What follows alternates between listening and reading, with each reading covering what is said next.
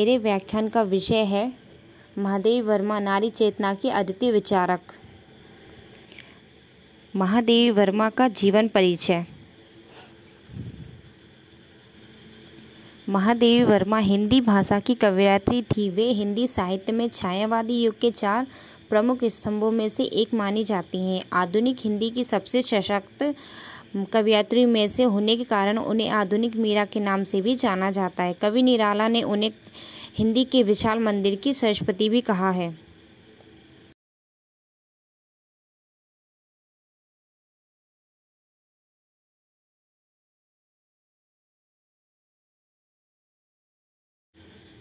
जन्म की तारीख एवं समय 26 मार्च 1907 में फर्रुखाबाद में हुआ। मृत्यु की जगह और तारीख 11 सितंबर 1967 में प्रयागराज में उनकी मृत्यु हो गई। पति का नाम रामस्वरूप नारायण वर्मा, माता पिता हेमरानी देवी, गोविंद प्रसाद शर्मा। इनाम यह पुरस्कार ज्ञानपीठ पुरस्कार, पद्म भूषण, पद्म विभूषण। शिक्षा इलाहाबाद विश्वविद्यालय में 1933, इलाहाबाद विश्वविद्यालय 1929। उन्होंने खड़ी बोली हिंदी की कविता में उस कोमल शब्दावली का विकास किया जो अभी तक केवल ब्रजभाषा में ही संभव मानी जाती थी। इसके लिए उन्होंने अपने समय के अनुकूल संस्कृत और बांग्ला के कोमल शब्दों को चुनकर हिंदी का जमा पहनाया। संगीत की जानकार होने के कारण उन्होंने गीतों का नाद, सौंदर्य और पैनी युक्तियों की व्यंजना शैली अत्यंत दुर्लभ है। उन्होंने अध्यापन से अपने कर्म जीवन की शुरुआत की और अंतिम समय तक वे प्रयाग महिला ज्ञानपीठ की प्राचार्य बनी रहीं। महादेवी वर्मा के अनमोल विचार। यदि अपने आप स्वीकार हो तो घर की संचालिका का कर्तव्य कम जरूरी नहीं है। विज्ञान में कुछ कहने की कला, कुछ भाग अवश्य होता है। एक बेगुनाह को बचाने वाले का झूठ उस सच से श्रेष्ठ होता है जो उसके अहिंसा का कारण बने। विज्ञान एक व्यवहारिक प्रयोग है। आज हिंदू औरतें जिंदा लाश की तरह हैं। हमारी जिंदगी सबकी परेशानी झेलने के लिए है। हमारे विषय में कुछ कहना बहुत मुश्किल है क्योंकि खुद की गलतियां देखना आपको अच्छा नहीं लगता, लेकिन इसे अनदेखा करना दूसरों को अच्छा नहीं लगता। मैं किसी रीति रिवाजों में विश्वास नहीं करती। मैं मोक्ष को नहीं, मिट्टी को ज़्यादा पसंद करती हूँ। वे लिखती हैं कि वे खिलते पुष्प जिन्हें मुरझाना नहीं आता और वे दीप जिन्हें बुझना नहीं आता कितने अद्भुत प्रतीत होते हैं। जीवन में कला का सच सुंदर के माध्यम से व्यक्त किए गए सच से अखंड होता है। महादेवी वर्मा के सम्मान। महादेवी वर्मा की लेखनी को चारों ओर से प्रशंसा मिली है। वे छायावादी आंदोलन के मुख्य स्तंभ थीं। यामा के लिए उन्हें 1940 में ज्ञानपीठ मिला। 1956 में इन्हें साहित्यिक योगदान के लिए पद्म विभूषण से सम्मानित किया गया। ये पहली महिला साहित्यकार थी जिन्हें 1979 में साहित्यिक अकादमी मिला। महादेवी वर्मा की नारी चेतना संबंधी विचार। नारीत्व एक अभिशाप। हमारी श्रृंखला की अलमारी लेख उन्होंने 1931 में लिखा था।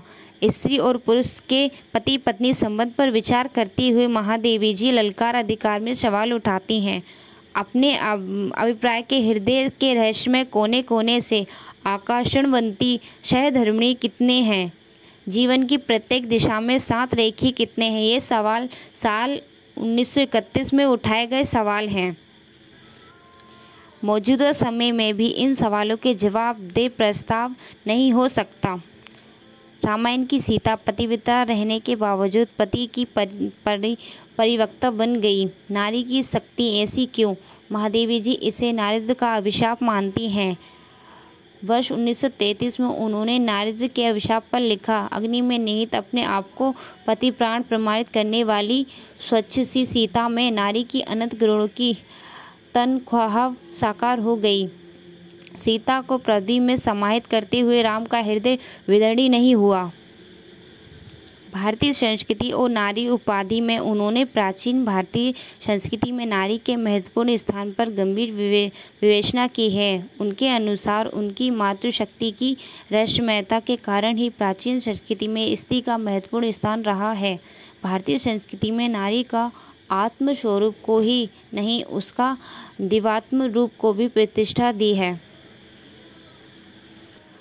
भारतीय शास्त्रों में महिलाओं की संगिनी रही है, छाया मात्र नहीं। उन्होंने नारी जगत को भारतीय संदर्भ में मुक्ति का संदेश दिया। नारी मुक्ति के विषय में उनका विचार है कि भारत की स्त्री तो भारत माँ का प्रतीक है। वह अपने सभी संतान को सुखी देखना चाहती है। उन्हें मुक्त करने में ही उनकी मुक्ति है। मैत्रेय, गोपा, सीता और महाभारत के अनेक स्त्री पात्रों के उदाहरण देते हुए निष्कर्ष निकालते हैं कि उसमें से प्रत्येक पात्र पुरुष की संगिनी है, छाया मात्र नहीं। छाया और संगिनी का अंतर स्पष्ट है। छाया का कार्य आधार में अपने आप इस प्रकार मिला देना है जिसमें वह स्त्री उसी के समान जान पड़े, और संगिनी की प्रत्येक त्रुटि को पूर्ण कर उसके जीवन को अधिक से अधिक पूर्ण बनाना। आधुनिक नारी उसकी स्थिति पर एक दृष्टि। महादेवी मॉडर्न नारी की स्थिति पर नज़र गड़ाए हुए भारतीय नारी के लिए समाज में पुरुष के समकक्ष स्थान पाने की चाह पर नौकरी करती हैं। वर्ष 1934 में लिखे गए आधुनिक नारी उसकी स्थिति पर एक दृष्टि लेख में वे कहते हैं, एक और पारंपरिक संस्कार ने उनके दिल में यह भाव भर दिया है कि पुरुष विचार, बुद्धि और शक्ति में उससे श्रेष्ठ है, और दूसरी ओर उसके अंदर की नारी प्रवृत्ति भी उसे स्थिर नहीं करती। पुरुष ने स्त्री के वास्तविक रूप को कभी नहीं देखा। महादेवी अपनी लेखनी के सजगता और निडरता के साथ भारत की नारी के पक्ष में लड़ती रहीं। नारी शिक्षा की जरूरत पर जोर से आवाज़ बुलंद की और शुक इस क्षेत्र में कार्यरत रहीं।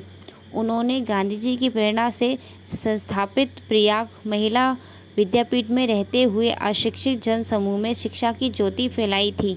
शिक्षा प्रचार के संदर्भ में वे सुधारकों की दूरदर्शिता और संकुचित दृष्टि पर खुलकर वार करती हैं। एक पुरुष के प्रति अन्याय की कल्पना से ही सारा पुरुष समाज उस स्त्री के प्रतिशोध लेने को उतारू हो जाता है, और एक स्त्री के साथ क्रूरतम अन्याय का प्रमाण पाकर भी सब स्त्रियां उसके अकारण दंड को अधिक भारी बनाए बिना नहीं रहती। इस तरह पग पग पर पुरुष से सहायता की याचना न करने वाली स्त्री की स्थिति कुछ विचित्र सी है। वह जितनी ही पहुँच के बाहर होती है, पुरुष उतना ही झुंझलाता है, और प्राय यह झुंझलाहट मिथ्या अभियोगों के रूप में परिवर्तित हो जाती है।